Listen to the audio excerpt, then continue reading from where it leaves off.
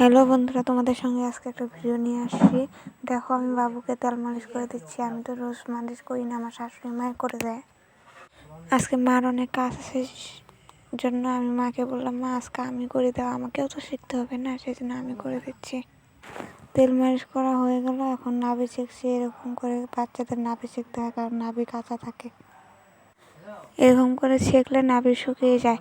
কে কে নতুন মায়েরা যদি না জানো, এই যে দেখো কিরকম করে ছেঁকতে হয়। আমিও আগে জানতাম না, আমার শাশুড়ি মায়ের থেকে শিখেছি।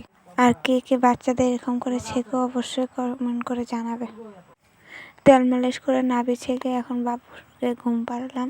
ঘুম পাড়িয়ে চা খেয়েছি। চা খেয়ে অনেক বাসন টাসন যেগুলো তোমাদের সঙ্গে শেয়ার করে নেই, কারণ শেয়ার করলে বাবু উঠে যাবে। তাড়াহুড়া করে কাজ করলাম। কাজ করে নিজে একটু ফ্রেশ হলাম, কারণ জানোই বাচ্চাদের, ছোটো বাচ্চা থেকে নিজের যত্ন নেওয়া যায় না। ঠিক আছে বন্ধুরা।